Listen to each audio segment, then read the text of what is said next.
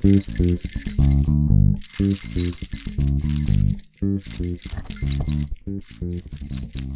Max, can you count to 3 for me so I can check audio? I can't count to 3. I'm an audio guy. Test 1, 2. That's about all I can do. So can you tell me about your adventures in dining while on the road? One place I went to all the time was Jim's Steakout, just because it was open past like 8 p.m. I went there during one show probably 3 nights in a row. It was this place called Lions TV Bingo, and that string of words confused me enough to like walk in the front door. But as soon as I walked in, I knew at least 2 of the words. TV Bingo, self-explanatory. They had bingo on the TV.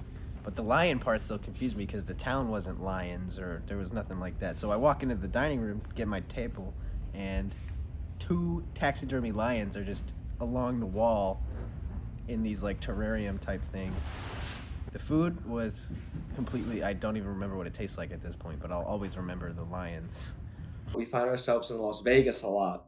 So I try to get off the strip as much as I can. You should know that I like to do karaoke. And I found a British pub called the Crown and Anchor in Las Vegas that not only had karaoke, but made the best shepherd's pie. My favorite lunch spot in Washington, D.C. is Potbelly. Always get ham.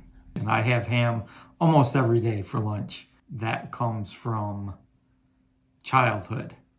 I used to go and visit my uncle and grandfather in Buffalo. My grandfather used to have a deli. He still had the old slicer. And he'd cut up ham and send me on the bus back to Rochester with a ham sandwich. One of my favorite places is in Buffalo. Me and Todd went one night and it was called Deep South Taco. It was by far like the best Mexican restaurant that I've had up here since moving from Florida. We ended up spending like almost 4 hours there because it was that good. If I had to choose one restaurant, it would be Sonny's Diner. They had really good wraps. If you ever find yourself in Rochester, Pura Vida Villa has the best Costa Rican food right on Buffalo Road. I've been on the road for 30 years, so I've been in a lot of places, and I've been to countless amounts of cities. And I went to New Haven, and I went to a place called Sally's of Eats. And once you have Sally's or Frank Pepe's, just their regular cheese pizza is the most incredible pizza in the world, but they also make a white clam pizza.